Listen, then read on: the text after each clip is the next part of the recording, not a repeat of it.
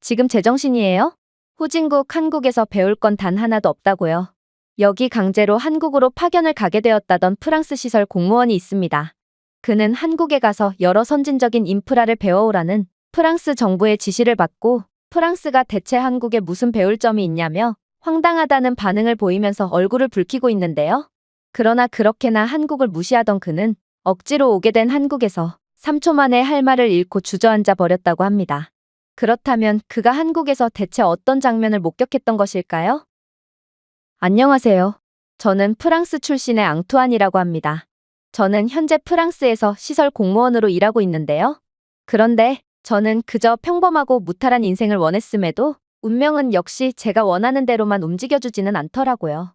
저는 인프라를 담당하는 꽤나 바쁜 부서로 발령받게 되었고 이번에는 한국으로의 파견까지 가게 되는 좋지 않은 상황에 처하게 되었거든요. 프랑스 정부는 현재 프랑스의 열악한 인프라 수준은 거의 재난 수준이라며 프랑스는 거대한 경제력을 가진 국가답지 않게 인프라만 보면 거의 중진국 수준과 다름없으니 현재 인프라 면에서 세계 최고 수준을 자랑한다는 한국에 가서 여러 최첨단 인프라를 배워오라는 충격적인 지시를 하달해 왔더라고요. 이건 정말 말도 안 되는 소리였습니다. 물론 저도 프랑스의 인프라 문제가 매우 심각한 상태라는 것은 인지하고 있는 상태입니다. 그리고 사실 이건 프랑스만의 문제라고 할 수도 없죠. 프랑스뿐만 아니라 유럽 전역은 수십 년 전에 지어진 인프라를 그대로 사용하고 있는 경우가 대부분이고 이는 미국 같은 국가도 마찬가지입니다. 그런데 이러한 프랑스 정부의 문제의식은 공감하겠으나 도대체 한국으로 가서 해결책을 배워오라니 이게 대체 말이나 되는 소리라는 말인가요? 한국은 그저 후진국에 불과한 국가로 얼마 전까지만 해도 프랑스는 한국의 기차 개발을 도와줬을 정도로 한국은 기술력도 형편없는 국가입니다. 그런데 도대체 그런 형편없는 국가에서 도대체 뭘 배워오라는 것인가요?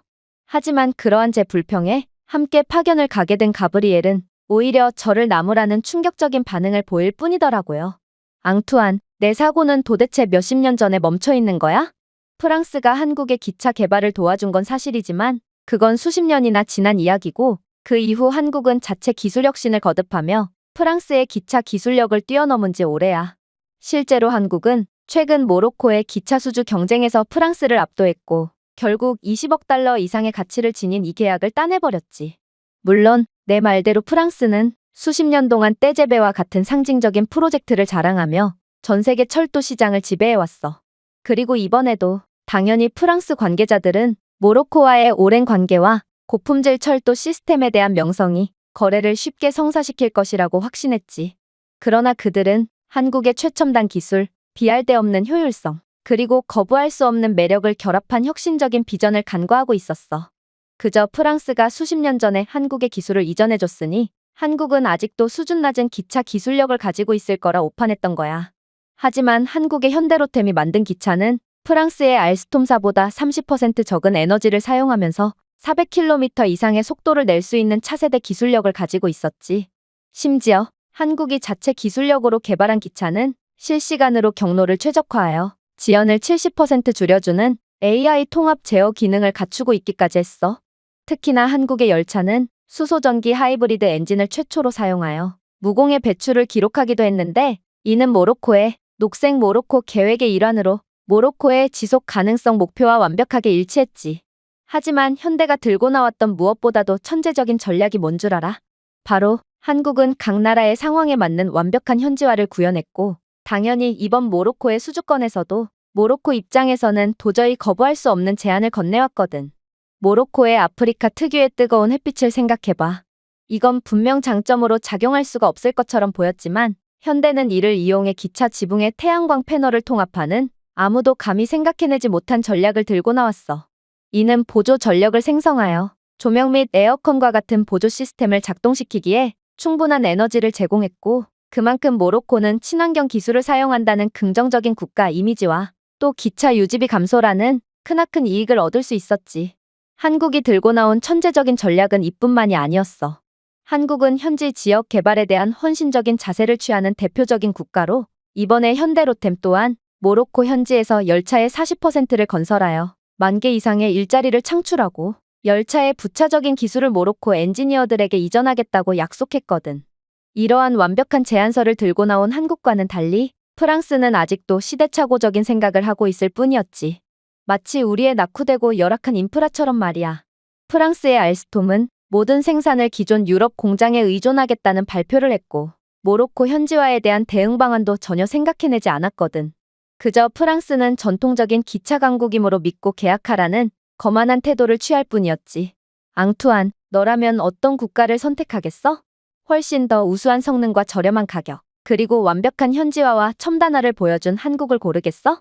아니면 모든 면에서 뒤지지만 그저 전통적인 기차 강국이라는 타이틀만 있는 프랑스를 선택하겠어? 당연히 모로코는 조금의 고민도 없이 한국과 손을 맞잡았어. 프랑스의 자신감에도 불구하고 한국은 압도적인 표차로 모로코로부터 기술 수주 계약을 따냈고, 모로코 대표단은 결정 요인으로 한국의 기술 우위, 지속 가능성, 현지 개발에 대한 헌신을 꼽았을 만큼 이건 그야말로 압도적인 한국의 승리라고 볼 수 있었지. 분명 프랑스는 한국의 기차 개발에 어느 정도 영향을 미친 게 사실이지만, 그동안 프랑스는 기존의 기술력을 믿고 수십 년 동안 그저 방심하며 안주하는 최악의 선택을 했고, 그러한 오만의 결과는 이젠 우리의 기술력을 수입하던 한국의 기술력 수준을 따라잡히고 만 거야. 아무튼 그래서 이러한 기술 수주의 결과는 어땠냐고? 결국 한국이 만든 열차의 프로토타입이 모로코에 도착해 시범 운행을 하게 되었는데, 이는 완벽하게 운행되어 카사블랑카 마라케시 노선을 기존 프랑스산 열차의 절반 수준인 1시간여 만에 완주했어. 세련되고 조용한 한국의 열차가 레이저처럼 정밀하게 역에 도착하자 모로코 관계자들은 자신들이 옳은 결정을 했다는 환호감과 경외감에 휩싸여 포효했지. 이에 대해 모로코 대통령은 프랑스인들은 우리에게 과거를 주었습니다.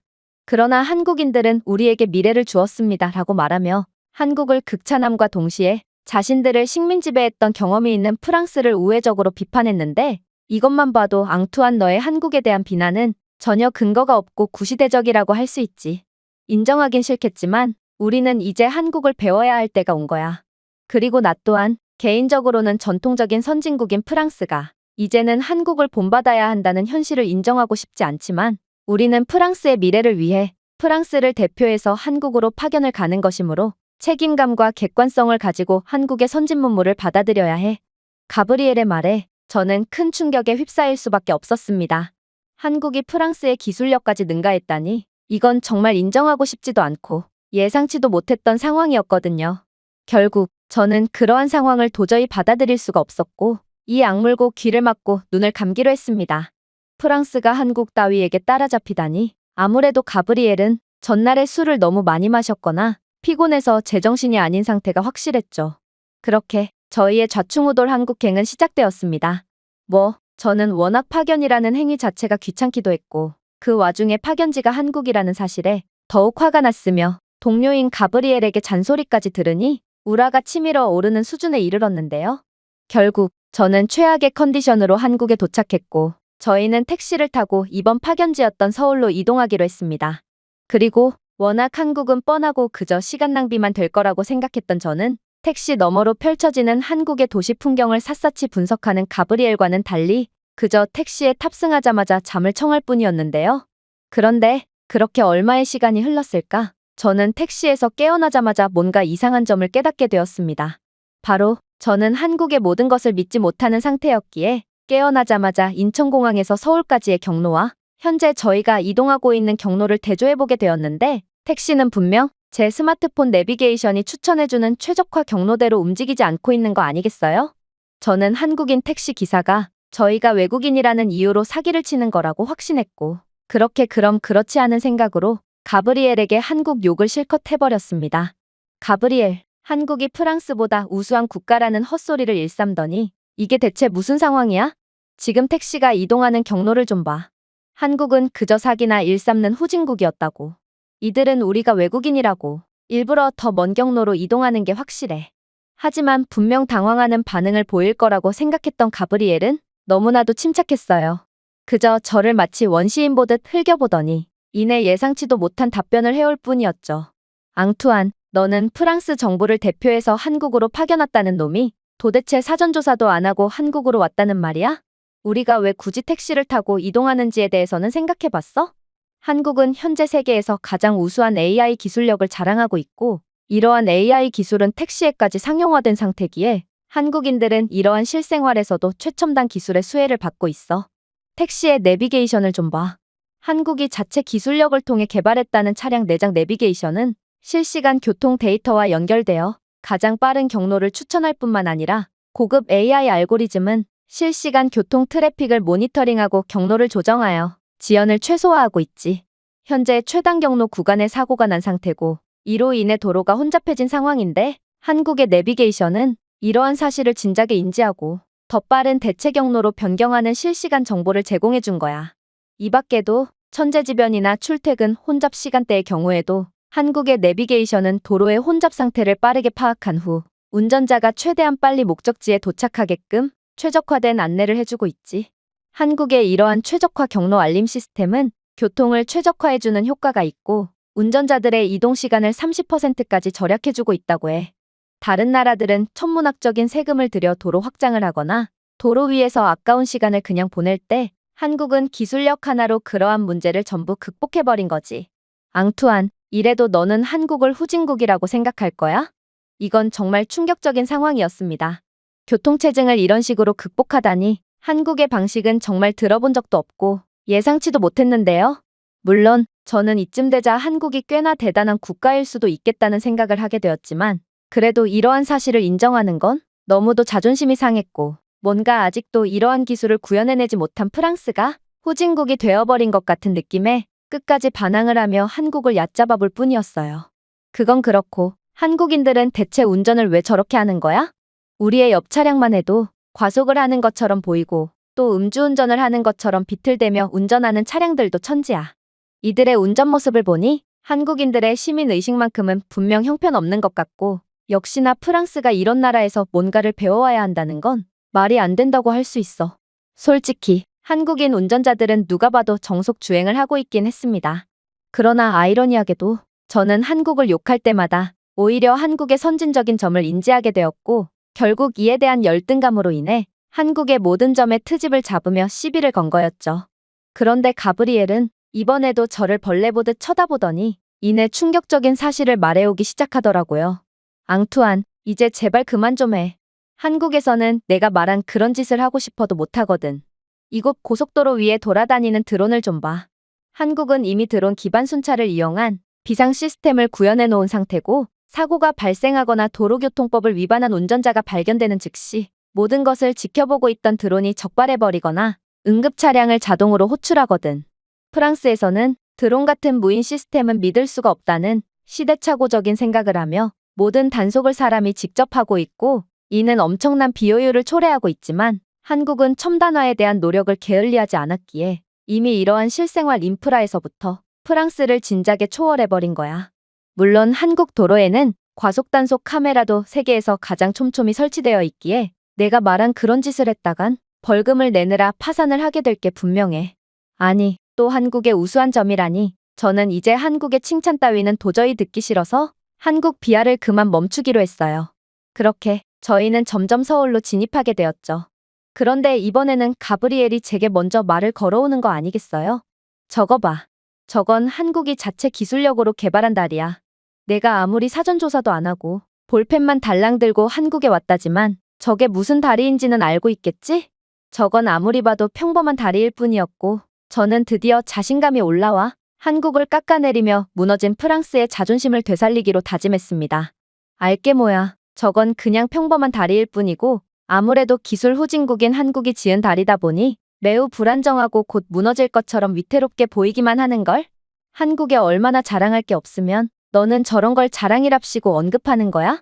하지만 가브리엘은 이번에도 충격적인 대답을 해오기 시작했습니다. 내게 한국의 뛰어난 교량 건설 기술력에 대해 설명해주고 싶지만 지금의 잘못된 편견에 사로잡힌 내겐 어떠한 말을 해도 통하지 않을 게 분명하니 내 입만 아플 거야. 잘 들어. 나는 한국의 교량 그 자체를 말한 게 아니야.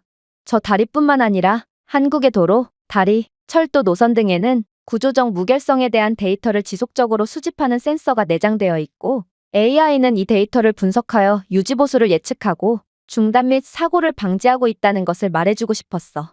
한국은 이러한 예측 AI 덕분에 교량 유지보수 비용을 30% 절감할 수 있었고 직원들은 더 이상 위험천만한 점검 과정을 거치지 않아도 되게 되었지. 프랑스에서는 저러한 교량을 점검하기 위해 지금도 막대한 비용을 쏟고 있고 위험한 작업 환경 때문에 수많은 작업자들이 희생되고 있어. 즉, 우리는 고작 택시를 타고 이동하는 순간에서도 한국에 대한 많은 배울 점들을 인식할 수 있다는 거야. 그리고 우리가 한국처럼 하지 않고 첨단화에 계속해서 뒤처진다면 얼마 안 가 프랑스는 한국과의 기술 수주 경쟁에서 밀리는 상황을 넘어 아예 한국의 기술력을 수입해오는 처참한 상황에까지 직면하게 될 게 분명해. 가브리엘의 주장은 제게 정말 섬뜩할 정도로 크게 다가왔습니다. 도대체 한국은 그 짧은 시간 사이에 얼마나 발전한 것이며 얼마나 말도 안 되는 기술력을 구현해낸 거라는 말인가? 보통 국가 간의 기술력 격차는 시간이 지남에 따라 차이가 극심하게 벌어지는 게 정상이지만 어떻게 한국만은 그러한 기술력 차이를 단숨에 역전시키고 세상 모르고 독주할 수가 있단 말인지 저는 도대체 한국의 정체는 뭔가 싶어 머리를 감싸줄 뿐이었습니다. 그렇게 저희는 서울의 중심부를 통과하며 목적지에 거의 근접해 갔습니다. 그런데 저는 창밖에 비친 서울의 모습을 구경하던 중 한국의 도시 설계가 완전히 잘못되었다는 것을 인지하게 되는데요. 왜냐하면 한국의 아파트 단지들은 도시의 고속도로와 딱 붙어 있는 경우가 많았고 이런 식으로 도시를 설계한다면 아파트 거주자들은 고속도로의 엄청난 소음에 대한 크나큰 피해와 스트레스를 받을 수밖에 없거든요. 그래서 저는 이것 보라며 이건 도시 설계의 기본조차 지키지 않은 수준 낮은 모습이라며 목에 핏대를 세우고 주장을 이어나가기 시작했는데요. 이런 식으로 고속도로 바로 옆에 주거지 촌을 구성하는 경우는 없고 이건 한국의 도시 설계 수준이 아직도 형편없다는 것을 증명한다고 주장했습니다. 그러나 이번에는 정말로 제 논리가 빈틈이 없다고 생각한 것과는 달리 가브리엘은 이번에도 충격적인 반박을 해오기 시작하더군요. 앙투안, 내 말은 분명 맞는 말이야. 하지만 한국은 그러한 원칙을 뛰어넘는 기술력을 갖고 있다는 것을 잊으면 안 돼. 일단 한국의 도시 고속도로는 내구성을 높이고 소음 공해를 줄이기 위해 첨단 소재와 기술을 사용했는데 도로는 소리를 흡수하는 재료로 만들어져 교통 혼잡으로 인한 소음을 최소화하고 있거든. 또한 한국에는 교통소음을 줄이는 성능 좋은 방음벽이 구비되어 있을 뿐만 아니라 애초에 한국인들은 매우 부유한 사람들이기에 엄청난 소음을 유발하는 구식 차량을 거의 이용하지 않고 있지. 이렇듯 한국은 도로에서 오는 소음을 최소화할 능력을 갖추고 있기에 프랑스와 같은 인프라 후진국에서나 통용되는 원칙을 지키지 않아도 되는 거야.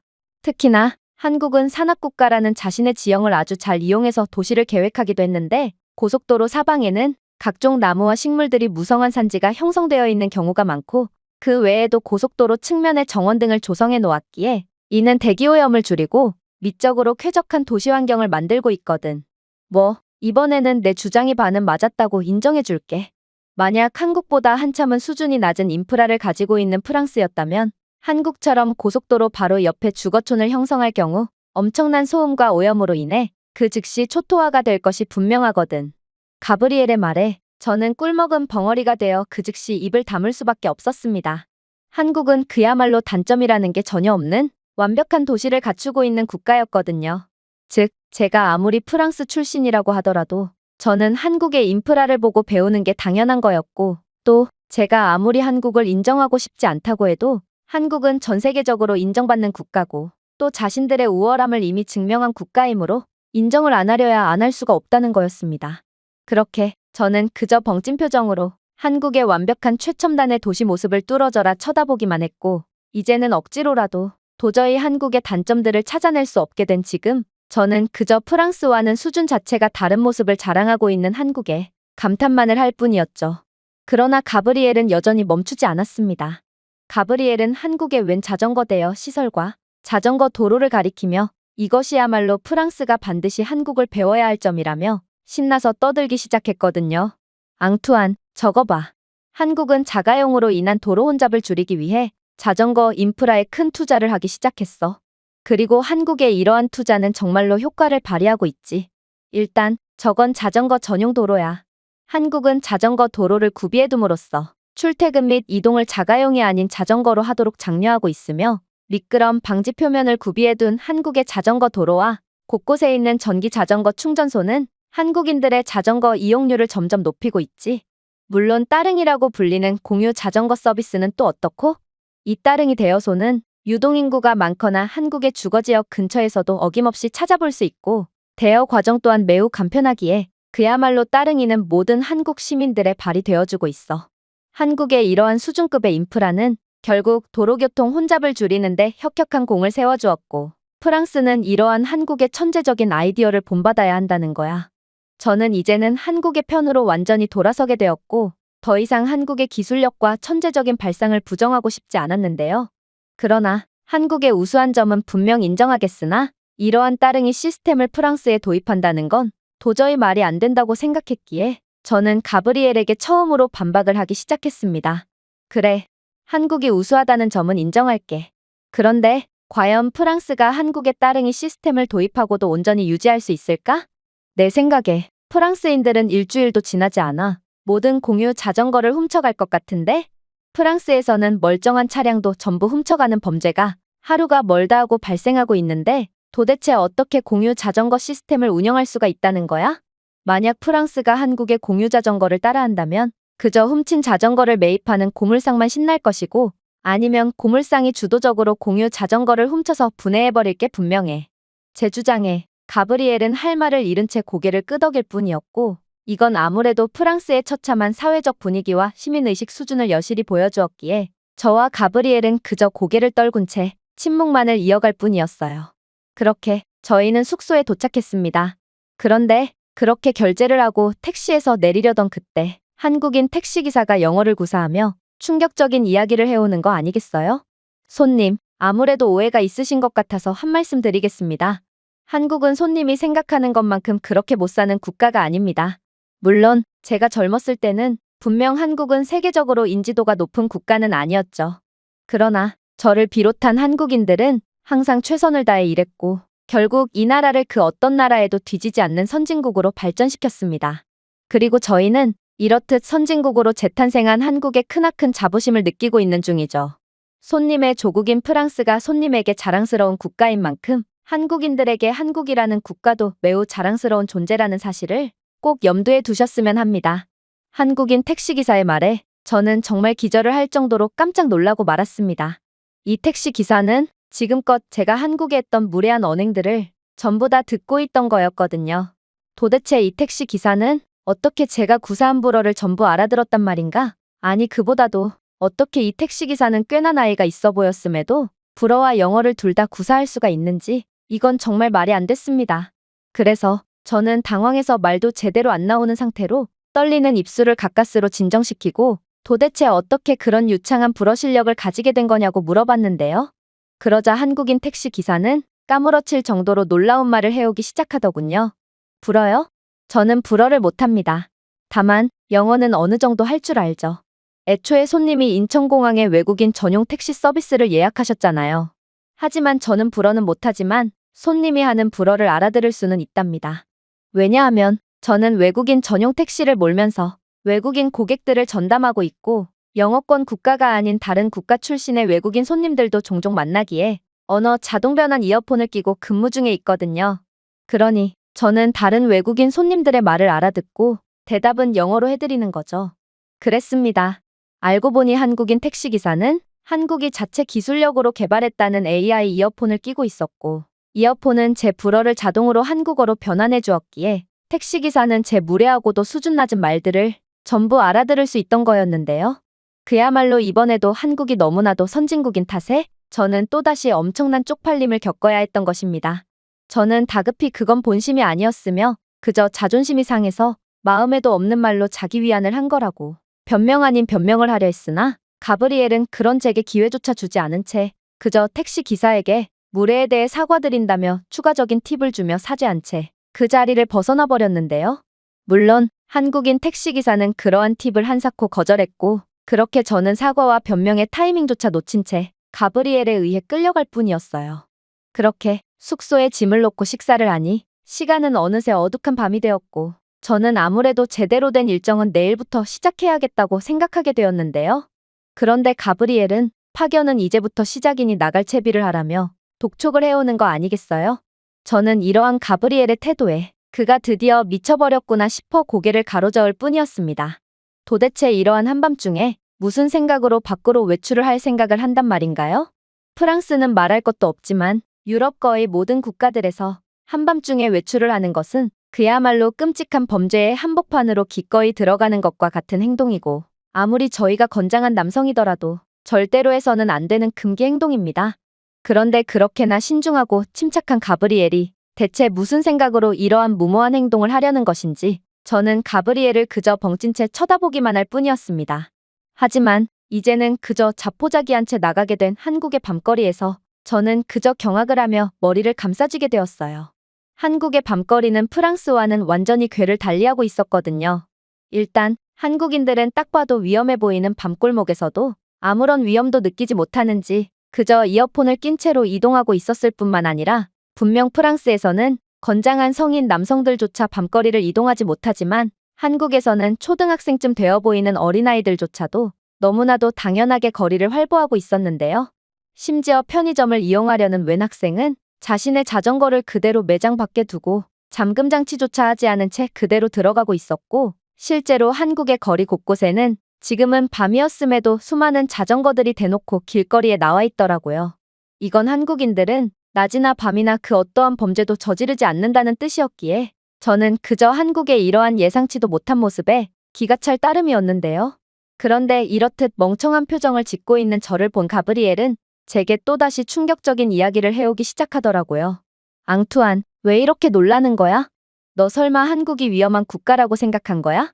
한국은 세계에서 가장 안전한 국가 중 하나고 어두운 밤 시간에도 무척이나 안전한 국가라는 것은 너무나도 잘 알려져 있는 사실 아니야? 너 정말 사전조사를 하나도 하지 않고 왔구나. 프랑스를 그렇게나 사랑한다더니 프랑스를 더 좋은 쪽으로 발전시키기 위해 온 파견에서 이렇게나 무책임한 태도를 보여도 되는 거야? 뭐, 일단 너는 아무것도 모르는 것 같아서 설명을 좀 해줄게. 한국은 내가 생각하는 그런 일 따위는 절대로 일어나지 않는 국가야. 그 이유는 한국인들의 시민의식이 높은 이유도 있지만 기본적으로 한국에는 일말의 범죄의 가능성도 배제하는 수준 높은 인프라가 즐비해 있거든. 일단 모든 거리 모퉁이, 공원, 공공장소는 AI 기반 감시 카메라로 모니터링되며 이 카메라는 비정상적인 행동을 감지하고 실시간으로 경찰에 경고 알림을 주고 있거든. 이 카메라는 실종자를 추적하거나 잠재적인 위협을 즉시 식별할 수 있는 얼굴인식 기술을 갖추고 있기에 만약 한국에서 허튼 짓을 하다간 그대로 쇠고랑을 차는 수밖에 없지. 한국에는 이렇듯 모든 것이 명백한 증거로 확보되어 있으므로 프랑스 경찰처럼 그러길래 왜 범죄를 당할 일말의 가능성이라도 제공했냐며 오히려 피해자 탓을 하는 경우는 절대로 없다는 말이야. 저는 가브리엘의 말을 듣고 이젠 놀라기도 지쳐 한숨을 쉴 뿐이었습니다. 제가 지금껏 이런 나라를 무시하고 있었다니 오히려 프랑스는 한국보다 나은 점이 단 하나도 없는데도 말이죠. 그러나 한국은 계속해서 놀라운 모습을 보여주더라고요. 한국인들은 밤에도 안전이 보장된 채로 산책을 하거나 자전거를 타는 등 취미 활동을 즐기고 있었기 때문인데요. 프랑스에서 밤공원은 우범지대의 상징이자 약물과 관련된 위험한 사람들이 점령하는 공포의 대상이지만 한국인들은 그러한 공원을 밤낮 할 것 없이 온전히 이용하고 있었고, 심지어 공원 내 자전거 도로는 태양광 충전 발광 페인트나 내장된 LED 스트립 등을 사용하여 밤에 자전거를 타는 사람들을 안전하게 안내해주기까지 하고 있더군요. 가로등도 제대로 없는 프랑스에서는 안전은 둘째치고 아예 앞이 안 보여서 도저히 자전거를 탈 수가 없는 처참한 모습을 보여주고 있는데요. 그러나 한국의 모든 곳은 이러한 밤길 속에서도 안전하게 빛나고 있었고, 또 골목 같은 비교적 어두운 곳에서도 완벽하게 안전이 보장된 모습을 자랑하고 있다니 저는 이제야 제가 왜 많은 국가들 중에 한국이라는 국가에 파견 오게 되었는지를 정확하게 이해하게 되었습니다. 하지만 저는 한국에 대한 놀라움도 놀라움이지만 아무리 제가 최고의 선진국인 한국으로 파견 왔다고 해도 결국 프랑스가 한국을 따라할 수 있는 건 아무것도 없음을 확신했는데요. 왜냐하면 한국은 분명 뛰어난 국가였지만 이건 오직 한국만이 할 수 있고 또 한국만이 보여줄 수 있는 모습이었거든요. 밤길만 봐도 그렇습니다. 한국의 AI 기반 CCTV와 골목 곳곳에 있는 경찰 긴급 호출 시스템 등 한국은 언제 어디서나 철저한 모습을 보여주고 있긴 했지만 프랑스가 이런 한국의 인프라를 따라한다고 한들 바뀌는 일은 절대 없을 것 같았거든요. 프랑스인들은 이러한 치안 인프라가 생긴다고 해도 망설임 없이 범죄를 저지를 것이 너무도 뻔하기 때문이죠. 그야말로 한국인들은 타고난 높은 시민의식과 피와 땀으로 일궈낸 기술력과 인프라가 모두 맞아떨어지는 국가였기에 이러한 세계에서 가장 완벽한 모습을 보여줄 수 있던 것입니다. 결국 저는 한국의 높은 수준을 완전히 인정함과 동시에 프랑스는 절대로 한국처럼 될 수 없다는 확신에 가까운 감정을 느끼며 그저 고개를 숙여야 했는데요. 가브리엘 또한 들떠서 한국의 놀라운 인프라를 설명할 때는 언제고, 시간이 갈수록 점점 말이 없어지는 것을 보니 아무래도 가브리엘도 한국과 프랑스의 수준 차이는 이젠 따라갈 수 없을 정도로 벌어졌다는 것을 인지하고 현타를 느낀 모양이었고, 그저 저희는 마치 관광객쯤이 되어 한국의 이모저모를 보며 감탄만 주구장창할 뿐이었어요. 제가 준비해온 내용은 여기까지입니다. 끝까지 시청해주셔서 지금 제정신이에요? 후진국 한국에서 배울 건 단 하나도 없다고요. 여기 강제로 한국으로 파견을 가게 되었다던 프랑스 시설 공무원이 있습니다. 그는 한국에 가서 여러 선진적인 인프라를 배워오라는 프랑스 정부의 지시를 받고 프랑스가 대체 한국에 무슨 배울 점이 있냐며 황당하다는 반응을 보이면서 얼굴을 붉히고 있는데요. 그러나 그렇게나 한국을 무시하던 그는 억지로 오게 된 한국에서 3초 만에 할 말을 잃고 주저앉아 버렸다고 합니다. 그렇다면 그가 한국에서 대체 어떤 장면을 목격했던 것일까요? 안녕하세요. 저는 프랑스 출신의 앙투안이라고 합니다. 저는 현재 프랑스에서 시설 공무원으로 일하고 있는데요. 그런데 저는 그저 평범하고 무탈한 인생을 원했음에도 운명은 역시 제가 원하는 대로만 움직여주지는 않더라고요. 저는 인프라를 담당하는 꽤나 바쁜 부서로 발령받게 되었고, 이번에는 한국으로의 파견까지 가게 되는 좋지 않은 상황에 처하게 되었거든요. 프랑스 정부는 현재 프랑스의 열악한 인프라 수준은 거의 재난 수준이라며 프랑스는 거대한 경제력을 가진 국가답지 않게 인프라만 보면 거의 중진국 수준과 다름없으니 현재 인프라 면에서 세계 최고 수준을 자랑한다는 한국에 가서 여러 최첨단 인프라를 배워오라는 충격적인 지시를 하달해 왔더라고요. 이건 정말 말도 안 되는 소리였습니다. 물론 저도 프랑스의 인프라 문제가 매우 심각한 상태라는 것은 인지하고 있는 상태입니다. 그리고 사실 이건 프랑스만의 문제라고 할 수도 없죠. 프랑스뿐만 아니라 유럽 전역은 수십 년 전에 지어진 인프라를 그대로 사용하고 있는 경우가 대부분이고, 이는 미국 같은 국가도 마찬가지입니다. 그런데 이러한 프랑스 정부의 문제의식은 공감하겠으나 도대체 한국으로 가서 해결책을 배워오라니 이게 대체 말이나 되는 소리라는 말인가요? 한국은 그저 후진국에 불과한 국가로 얼마 전까지만 해도 프랑스는 한국의 기차 개발을 도와줬을 정도로 한국은 기술력도 형편없는 국가입니다. 그런데 도대체 그런 형편없는 국가에서 도대체 뭘 배워오라는 것인가요? 하지만 그러한 제 불평에 함께 파견을 가게 된 가브리엘은 오히려 저를 나무라는 충격적인 반응을 보일 뿐이더라고요. 앙투안, 내 사고는 도대체 몇십 년 전에 멈춰 있는 거야? 프랑스가 한국의 기차 개발을 도와준 건 사실이지만 그건 수십 년이나 지난 이야기고, 그 이후 한국은 자체 기술 혁신을 거듭하며 프랑스의 기차 기술력을 뛰어넘은 지 오래야.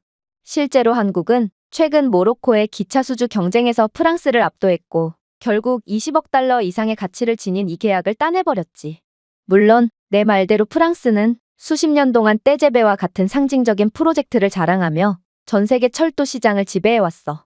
그리고 이번에도 당연히 프랑스 관계자들은 모로코와의 오랜 관계와 고품질 철도 시스템에 대한 명성이 거래를 쉽게 성사시킬 것이라고 확신했지. 그러나 그들은 한국의 최첨단 기술, 비할 데 없는 효율성, 그리고 거부할 수 없는 매력을 결합한 혁신적인 비전을 간과하고 있었어. 그저 프랑스가 수십 년 전에 한국의 기술을 이전해줬으니 한국은 아직도 수준 낮은 기차 기술력을 가지고 있을 거라 오판했던 거야. 하지만 한국의 현대로템이 만든 기차는 프랑스의 알스톰사보다 30% 적은 에너지를 사용하면서 400km 이상의 속도를 낼 수 있는 차세대 기술력을 가지고 있었지. 심지어 한국이 자체 기술력으로 개발한 기차는 실시간으로 경로를 최적화하여 지연을 70% 줄여주는 AI 통합 제어 기능을 갖추고 있기까지 했어.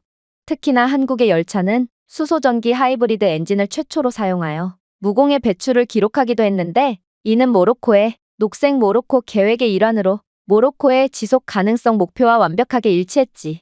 하지만 현대가 들고 나왔던 무엇보다도 천재적인 전략이 뭔 줄 알아?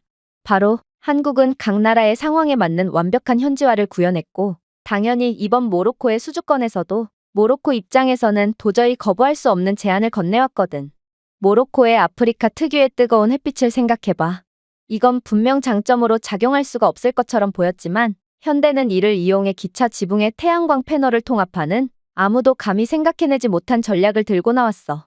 이는 보조 전력을 생성하여 조명 및 에어컨과 같은 보조 시스템을 작동시키기에 충분한 에너지를 제공했고, 그만큼 모로코는 친환경 기술을 사용한다는 긍정적인 국가 이미지와 또 기차 유지비 감소라는 크나큰 이익을 얻을 수 있었지. 한국이 들고 나온 천재적인 전략은 이뿐만이 아니었어. 한국은 현지 지역 개발에 대한 헌신적인 자세를 취하는 대표적인 국가로 이번에 현대로템 또한 모로코 현지에서 열차의 40%를 건설하여 10,000개 이상의 일자리를 창출하고 열차의 부차적인 기술을 모로코 엔지니어들에게 이전하겠다고 약속했거든. 이러한 완벽한 제안서를 들고 나온 한국과는 달리 프랑스는 아직도 시대착오적인 생각을 하고 있을 뿐이었지. 마치 우리의 낙후되고 열악한 인프라처럼 말이야. 프랑스의 알스톰은 모든 생산을 기존 유럽 공장에 의존하겠다는 발표를 했고, 모로코 현지화에 대한 대응 방안도 전혀 생각해내지 않았거든.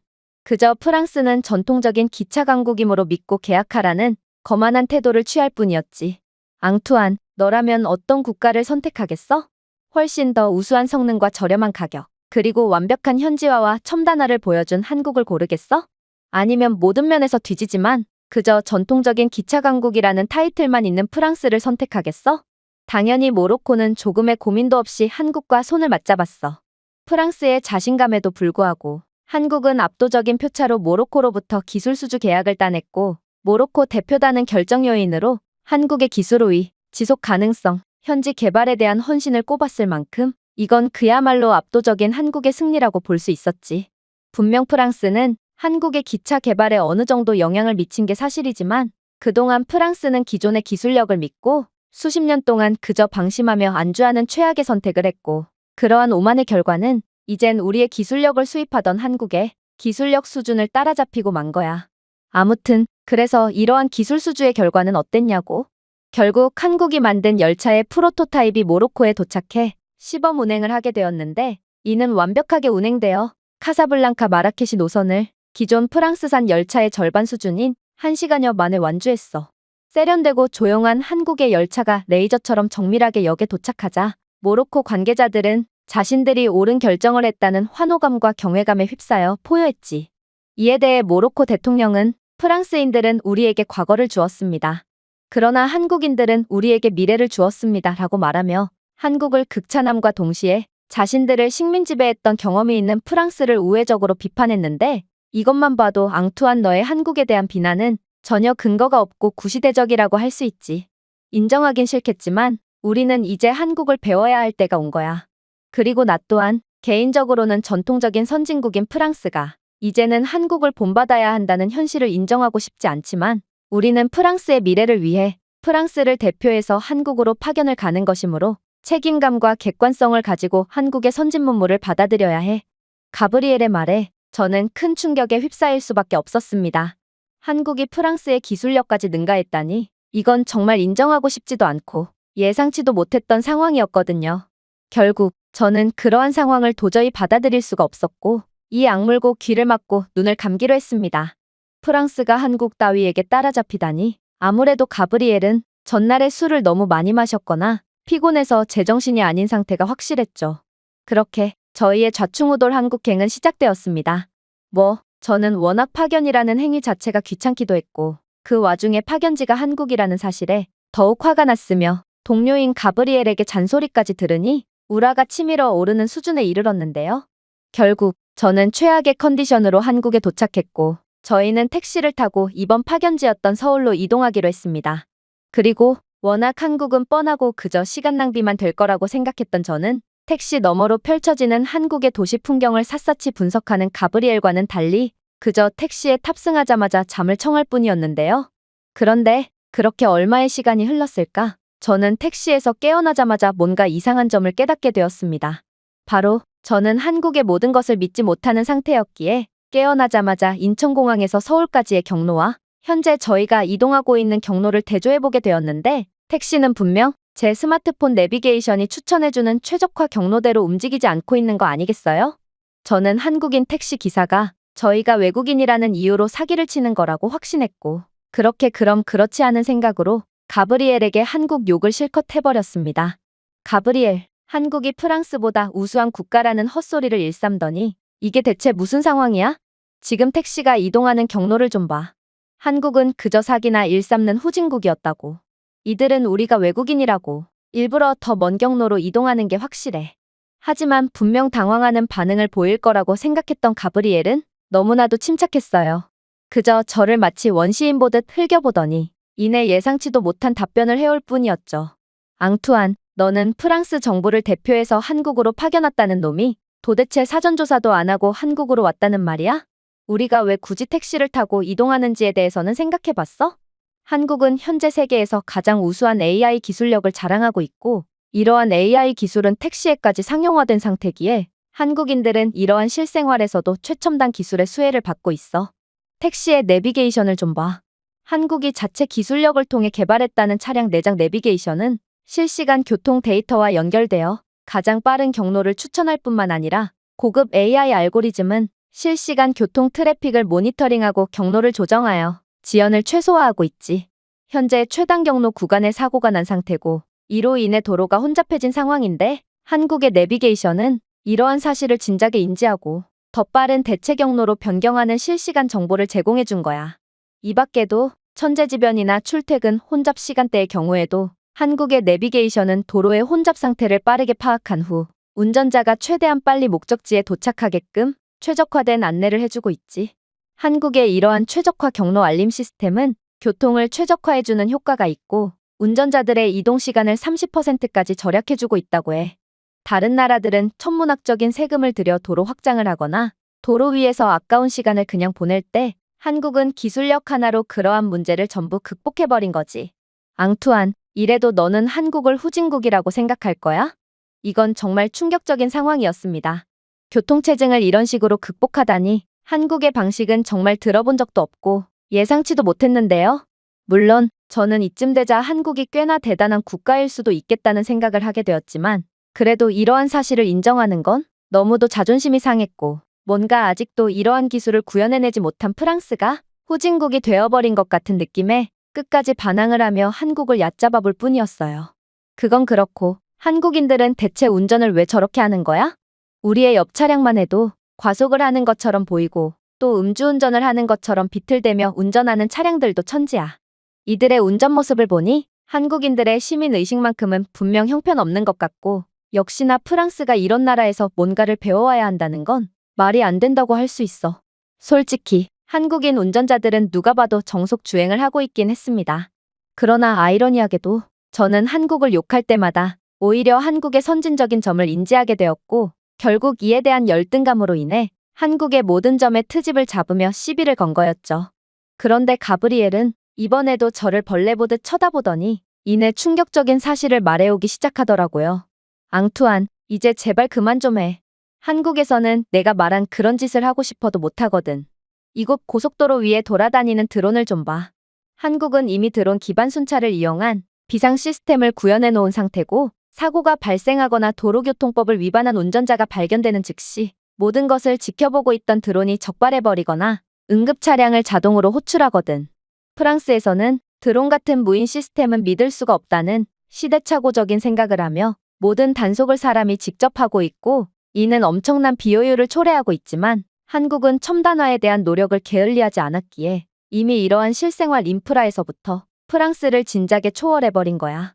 물론 한국 도로에는 과속단속 카메라도 세계에서 가장 촘촘히 설치되어 있기에 내가 말한 그런 짓을 했다간 벌금을 내느라 파산을 하게 될 게 분명해. 아니, 또 한국의 우수한 점이라니 저는 이제 한국의 칭찬 따위는 도저히 듣기 싫어서 한국 비하를 그만 멈추기로 했어요. 그렇게 저희는 점점 서울로 진입하게 되었죠. 그런데 이번에는 가브리엘이 제게 먼저 말을 걸어오는 거 아니겠어요? 저거 봐. 저건 한국이 자체 기술력으로 개발한 다리야. 내가 아무리 사전조사도 안 하고 볼펜만 달랑 들고 한국에 왔다지만 저게 무슨 다리인지는 알고 있겠지? 저건 아무리 봐도 평범한 다리일 뿐이었고 저는 드디어 자신감이 올라와 한국을 깎아내리며 무너진 프랑스의 자존심을 되살리기로 다짐했습니다. 알게 뭐야. 저건 그냥 평범한 다리일 뿐이고 아무래도 기술 후진국인 한국이 지은 다리다 보니 매우 불안정하고 곧 무너질 것처럼 위태롭게 보이기만 하는걸? 한국에 얼마나 자랑할 게 없으면 너는 저런 걸 자랑이랍시고 언급하는 거야?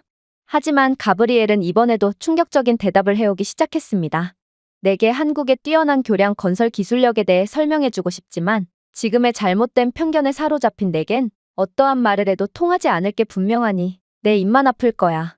잘 들어. 나는 한국의 교량 그 자체를 말한 게 아니야.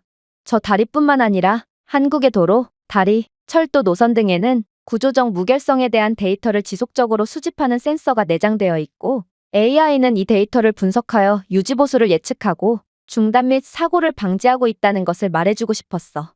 한국은 이러한 예측 AI 덕분에 교량 유지보수 비용을 30% 절감할 수 있었고 직원들은 더 이상 위험천만한 점검 과정을 거치지 않아도 되게 되었지.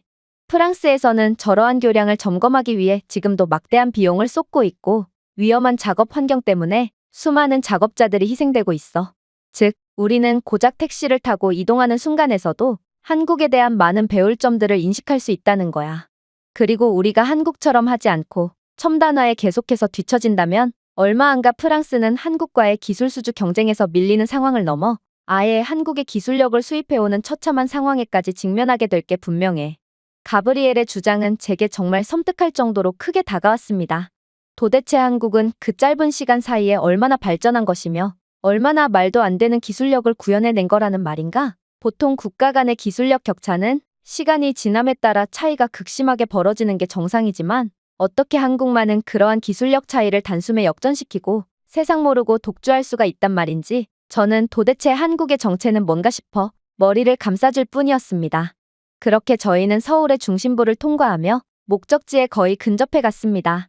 그런데 저는 창밖에 비친 서울의 모습을 구경하던 중 한국의 도시 설계가 완전히 잘못되었다는 것을 인지하게 되는데요. 왜냐하면 한국의 아파트 단지들은 도시의 고속도로와 딱 붙어 있는 경우가 많았고 이런 식으로 도시를 설계한다면 아파트 거주자들은 고속도로의 엄청난 소음에 대한 크나큰 피해와 스트레스를 받을 수밖에 없거든요. 그래서 저는 이것 보라며 이건 도시 설계의 기본조차 지키지 않은 수준 낮은 모습이라며 목에 핏대를 세우고 주장을 이어나가기 시작했는데요. 이런 식으로 고속도로 바로 옆에 주거지촌을 구성하는 경우는 없고 이건 한국의 도시 설계 수준이 아직도 형편없다는 것을 증명한다고 주장했습니다. 그러나 이번에는 정말로 제 논리가 빈틈이 없다고 생각한 것과는 달리 가브리엘은 이번에도 충격적인 반박을 해오기 시작하더군요. 앙투안, 내 말은 분명 맞는 말이야. 하지만 한국은 그러한 원칙을 뛰어넘는 기술력을 갖고 있다는 것을 잊으면 안 돼. 일단 한국의 도시 고속도로는 내구성을 높이고 소음 공해를 줄이기 위해 첨단 소재와 기술을 사용했는데 도로는 소리를 흡수하는 재료로 만들어져 교통 혼잡으로 인한 소음을 최소화하고 있거든. 또한 한국에는 교통소음을 줄이는 성능 좋은 방음벽이 구비되어 있을 뿐만 아니라 애초에 한국인들은 매우 부유한 사람들이기에 엄청난 소음을 유발하는 구식 차량을 거의 이용하지 않고 있지. 이렇듯 한국은 도로에서 오는 소음을 최소화할 능력을 갖추고 있기에 프랑스와 같은 인프라 후진국에서나 통용되는 원칙을 지키지 않아도 되는 거야. 특히나 한국은 산악국가라는 자신의 지형을 아주 잘 이용해서 도시를 계획하기도 했는데 고속도로 사방에는 각종 나무와 식물들이 무성한 산지가 형성되어 있는 경우가 많고 그 외에도 고속도로 측면에 정원등을 조성해 놓았기에 이는 대기오염을 줄이고 미적으로 쾌적한 도시 환경을 만들고 있거든. 이번에는 내 주장이 반은 맞았다고 인정해 줄게. 만약 한국보다 한참은 수준이 낮은 인프라를 가지고 있는 프랑스였다면 한국처럼 고속도로 바로 옆에 주거촌을 형성할 경우 엄청난 소음과 오염으로 인해 그 즉시 초토화가 될 것이 분명하거든. 가브리엘의 말에 저는 꿀먹은 벙어리가 되어 그 즉시 입을 다물 수밖에 없었습니다. 한국은 그야말로 단점이라는 게 전혀 없는 완벽한 도시를 갖추고 있는 국가였거든요. 즉, 제가 아무리 프랑스 출신이라고 하더라도 저는 한국의 인프라를 보고 배우는 게 당연한 거였고 또 제가 아무리 한국을 인정하고 싶지 않다고 해도 한국은 전 세계적으로 인정받는 국가고 또 자신들의 우월함을 이미 증명한 국가이므로 인정을 안 하려야 안 할 수가 없다는 거였습니다. 그렇게 저는 그저 벙찐 표정으로 한국의 완벽한 최첨단의 도시 모습을 뚫어져라 쳐다보기만 했고 이제는 억지로라도 도저히 한국의 단점들을 찾아낼 수 없게 된 지금 저는 그저 프랑스와는 수준 자체가 다른 모습을 자랑하고 있는 한국에 감탄만을 할 뿐이었죠. 그러나 가브리엘은 여전히 멈추지 않았습니다. 가브리엘은 한국의 웬 자전거 대여 시설과 자전거 도로를 가리키며 이것이야말로 프랑스가 반드시 한국을 배워야 할 점이라며 신나서 떠들기 시작했거든요. 앙투안, 저거 봐. 한국은 자가용으로 인한 도로 혼잡을 줄이기 위해 자전거 인프라에 큰 투자를 하기 시작했어. 그리고 한국의 이러한 투자는 정말로 효과를 발휘하고 있지. 일단 저건 자전거 전용 도로야. 한국은 자전거 도로를 구비해둠으로써 출퇴근 및 이동을 자가용이 아닌 자전거로 하도록 장려하고 있으며 미끄럼 방지 표면을 구비해둔 한국의 자전거 도로와 곳곳에 있는 전기 자전거 충전소는 한국인들의 자전거 이용률을 점점 높이고 있지. 물론 따릉이라고 불리는 공유 자전거 서비스는 또 어떻고? 이 따릉이 대여소는 유동인구가 많거나 한국의 주거지역 근처에서도 어김없이 찾아볼 수 있고 대여 과정 또한 매우 간편하기에 그야말로 따릉이는 모든 한국 시민들의 발이 되어주고 있어. 한국의 이러한 수준급의 인프라는 결국 도로교통 혼잡을 줄이는데 혁혁한 공을 세워주었고 프랑스는 이러한 한국의 천재적인 아이디어를 본받아야 한다는 거야. 저는 이제는 한국의 편으로 완전히 돌아서게 되었고 더 이상 한국의 기술력과 천재적인 발상을 부정하고 싶지 않았는데요. 그러나 한국의 우수한 점은 분명 인정하겠으나 이러한 따릉이 시스템을 프랑스에 도입한다는 건 도저히 말이 안 된다고 생각했기에 저는 가브리엘에게 처음으로 반박을 하기 시작했습니다. 그래, 한국이 우수하다는 점은 인정할게. 그런데 과연 프랑스가 한국의 따릉이 시스템을 도입하고도 온전히 유지할 수 있을까? 내 생각에 프랑스인들은 일주일도 지나지 않아 모든 공유 자전거를 훔쳐갈 것 같은데?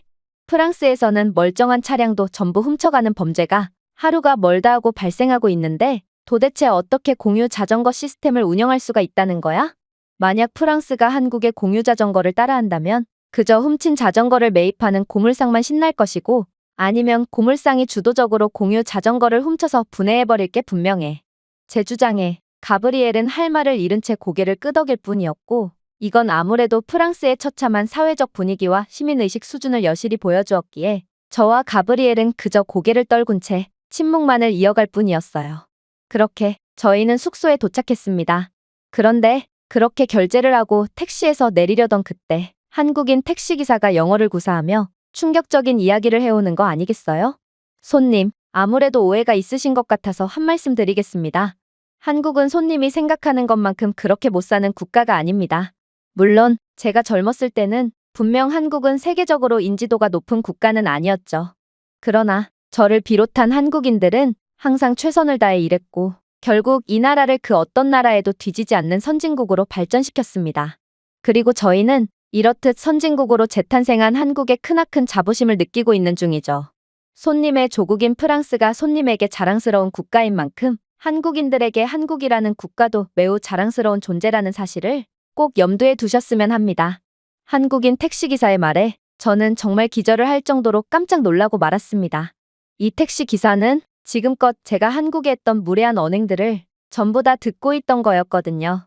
도대체 이 택시기사는 어떻게 제가 구사한 불어를 전부 알아들었단 말인가? 아니 그보다도 어떻게 이 택시기사는 꽤나 나이가 있어 보였음에도 불어와 영어를 둘 다 구사할 수가 있는지 이건 정말 말이 안 됐습니다.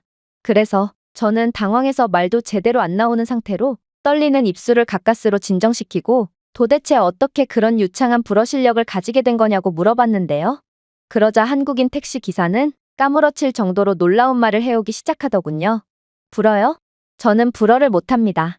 다만 영어는 어느 정도 할 줄 알죠. 애초에 손님이 인천공항에 외국인 전용 택시 서비스를 예약하셨잖아요. 하지만 저는 불어는 못하지만 손님이 하는 불어를 알아들을 수는 있답니다. 왜냐하면 저는 외국인 전용 택시를 몰면서 외국인 고객들을 전담하고 있고 영어권 국가가 아닌 다른 국가 출신의 외국인 손님들도 종종 만나기에 언어 자동 변환 이어폰을 끼고 근무 중에 있거든요. 그러니 저는 다른 외국인 손님들의 말을 알아듣고 대답은 영어로 해드리는 거죠. 그랬습니다. 알고 보니 한국인 택시기사는 한국이 자체 기술력으로 개발했다는 AI 이어폰을 끼고 있었고 이어폰은 제 불어를 자동으로 한국어로 변환해 주었기에 택시기사는 제 무례하고도 수준 낮은 말들을 전부 알아들을 수 있던 거였는데요. 그야말로 이번에도 한국이 너무나도 선진국인 탓에 저는 또다시 엄청난 쪽팔림을 겪어야 했던 것입니다. 저는 다급히 그건 본심이 아니었으며 그저 자존심이 상해서 마음에도 없는 말로 자기 위안을 한 거라고 변명 아닌 변명을 하려 했으나 가브리엘은 그런 제게 기회조차 주지 않은 채 그저 택시 기사에게 무례에 대해 사과드린다며 추가적인 팁을 주며 사죄한 채 그 자리를 벗어나 버렸는데요. 물론 한국인 택시기사는 그러한 팁을 한사코 거절했고 그렇게 저는 사과와 변명의 타이밍조차 놓친 채 가브리엘에 의해 끌려갈 뿐이었어요. 그렇게 숙소에 짐을 놓고 식사를 하니 시간은 어느새 어둑한 밤이 되었고, 저는 아무래도 제대로 된 일정은 내일부터 시작해야겠다고 생각하게 되었는데요. 그런데 가브리엘은 파견은 이제부터 시작이니 나갈 채비를 하라며 독촉을 해오는 거 아니겠어요? 저는 이러한 가브리엘의 태도에 그가 드디어 미쳐버렸구나 싶어 고개를 가로저을 뿐이었습니다. 도대체 이러한 한밤중에 무슨 생각으로 밖으로 외출을 할 생각을 한단 말인가요? 프랑스는 말할 것도 없지만 유럽 거의 모든 국가들에서 한밤중에 외출을 하는 것은 그야말로 끔찍한 범죄의 한복판으로 기꺼이 들어가는 것과 같은 행동이고, 아무리 저희가 건장한 남성이더라도 절대로 해서는 안 되는 금기 행동입니다. 그런데 그렇게나 신중하고 침착한 가브리엘이 대체 무슨 생각으로 이러한 무모한 행동을 하려는 것인지 저는 가브리엘을 그저 벙찐 채 쳐다보기만 할 뿐이었습니다. 하지만 이제는 그저 자포자기한 채 나가게 된 한국의 밤거리에서 저는 그저 경악을 하며 머리를 감싸쥐게 되었어요. 한국의 밤거리는 프랑스와는 완전히 궤를 달리하고 있었거든요. 일단 한국인들은 딱 봐도 위험해 보이는 밤골목에서도 아무런 위험도 느끼지 못하는지 그저 이어폰을 낀 채로 이동하고 있었을 뿐만 아니라, 분명 프랑스에서는 건장한 성인 남성들조차 밤거리를 이동하지 못하지만 한국에서는 초등학생쯤 되어 보이는 어린아이들조차도 너무나도 당연하게 거리를 활보하고 있었는데요. 심지어 편의점을 이용하려는 웬 학생은 자신의 자전거를 그대로 매장 밖에 두고 잠금 장치조차 하지 않은 채 그대로 들어가고 있었고, 실제로 한국의 거리 곳곳에는 지금은 밤이었음에도 수많은 자전거들이 대놓고 길거리에 나와 있더라고요. 이건 한국인들은 낮이나 밤이나 그 어떠한 범죄도 저지르지 않는다는 뜻이었기에 저는 그저 한국의 이러한 예상치도 못한 모습에 기가 찰 따름이었는데요. 그런데 이렇듯 멍청한 표정을 짓고 있는 저를 본 가브리엘은 제게 또다시 충격적인 이야기를 해오기 시작하더라고요. 앙투안, 왜 이렇게 놀라는 거야? 너 설마 한국이 위험한 국가라고 생각한 거야? 한국은 세계에서 가장 안전한 국가 중 하나고 어두운 밤 시간에도 무척이나 안전한 국가라는 것은 너무나도 잘 알려져 있는 사실 아니야? 너 정말 사전조사를 하나도 하지 않고 왔구나. 프랑스를 그렇게나 사랑한다더니 프랑스를 더 좋은 쪽으로 발전시키기 위해 온 파견에서 이렇게나 무책임한 태도를 보여도 되는 거야? 뭐, 일단 너는 아무것도 모르는 것 같아서 설명을 좀 해줄게. 한국은 내가 생각하는 그런 일 따위는 절대로 일어나지 않는 국가야. 그 이유는 한국인들의 시민의식이 높은 이유도 있지만, 기본적으로 한국에는 일말의 범죄의 가능성도 배제하는 수준 높은 인프라가 즐비해 있거든. 일단 모든 거리 모퉁이, 공원, 공공장소는 AI 기반 감시 카메라로 모니터링되며, 이 카메라는 비정상적인 행동을 감지하고 실시간으로 경찰에 경고 알림을 주고 있거든. 이 카메라는 실종자를 추적하거나 잠재적인 위협을 즉시 식별할 수 있는 얼굴인식 기술을 갖추고 있기에 만약 한국에서 허튼 짓을 하다간 그대로 쇠고랑을 차는 수밖에 없지. 한국에는 이렇듯 모든 것이 명백한 증거로 확보되어 있으므로 프랑스 경찰처럼 그러길래 왜 범죄를 당할 일말의 가능성이라도 제공했냐며 오히려 피해자 탓을 하는 경우는 절대로 없다는 말이야. 저는 가브리엘의 말을 듣고 이젠 놀라기도 지쳐 한숨을 쉴 뿐이었습니다. 제가 지금껏 이런 나라를 무시하고 있었다니 오히려 프랑스는 한국보다 나은 점이 단 하나도 없는데도 말이죠. 그러나 한국은 계속해서 놀라운 모습을 보여주더라고요. 한국인들은 밤에도 안전이 보장된 채로 산책을 하거나 자전거를 타는 등 취미 활동을 즐기고 있었기 때문인데요. 프랑스에서 밤공원은 우범지대의 상징이자 약물과 관련된 위험한 사람들이 점령하는 공포의 대상이지만, 한국인들은 그러한 공원을 밤낮 할 것 없이 온전히 이용하고 있었고, 심지어 공원 내 자전거 도로는 태양광 충전 발광 페인트나 내장된 LED 스트립 등을 사용하여 밤에 자전거를 타는 사람들을 안전하게 안내해주기까지 하고 있더군요. 가로등도 제대로 없는 프랑스에서는 안전은 둘째치고 아예 앞이 안 보여서 도저히 자전거를 탈 수가 없는 처참한 모습을 보여주고 있는데요. 그러나 한국의 모든 곳은 이러한 밤길 속에서도 안전하게 빛나고 있었고, 또 골목 같은 비교적 어두운 곳에서도 완벽하게 안전이 보장된 모습을 자랑하고 있다니, 저는 이제야 제가 왜 많고 많은 국가들 중에 한국이라는 국가에 파견 오게 되었는지를 정확하게 이해하게 되었습니다. 하지만 저는 한국에 대한 놀라움도 놀라움이지만, 아무리 제가 최고의 선진국인 한국으로 파견 왔다고 해도 결국 프랑스가 한국을 따라할 수 있는 건 아무것도 없음을 확신했는데요. 왜냐하면 한국은 분명 뛰어난 국가였지만 이건 오직 한국만이 할 수 있고 또 한국만이 보여줄 수 있는 모습이었거든요. 밤길만 봐도 그렇습니다. 한국의 AI 기반 CCTV와 골목 곳곳에 있는 경찰 긴급 호출 시스템 등 한국은 언제 어디서나 철저한 모습을 보여주고 있긴 했지만 프랑스가 이런 한국의 인프라를 따라한다고 한들 바뀌는 일은 절대 없을 것 같았거든요. 프랑스인들은 이러한 치안 인프라가 생긴다고 해도 망설임 없이 범죄를 저지를 것이 너무도 뻔하기 때문이죠. 그야말로 한국인들은 타고난 높은 시민의식과 피와 땀으로 일궈낸 기술력과 인프라가 모두 맞아떨어지는 국가였기에 이러한 세계에서 가장 완벽한 모습을 보여줄 수 있던 것입니다. 결국 저는 한국의 높은 수준을 완전히 인정함과 동시에 프랑스는 절대로 한국처럼 될 수 없다는 확신에 가까운 감정을 느끼며 그저 고개를 숙여야 했는데요. 가브리엘 또한 들떠서 한국의 놀라운 인프라를 설명할 때는 언제고 시간이 갈수록 점점 말이 없어지는 것을 보니 아무래도 가브리엘도 한국과 프랑스의 수준 차이는 이젠 따라갈 수 없을 정도로 벌어졌다는 것을 인지하고 현타를 느낀 모양이었고 그저 저희는 마치 관광객쯤이 되어 한국의 이모저모를 보며 감탄만 주구장창할 뿐이었어요. 제가 준비해온 내용은 여기까지입니다. 끝까지 시청해주셔서 진심으로 감사드리며 여러분들의 구독과 좋아요, 알림 설정은 영상 제작에 큰 힘이 됩니다. 이상 세모튜브였습니다.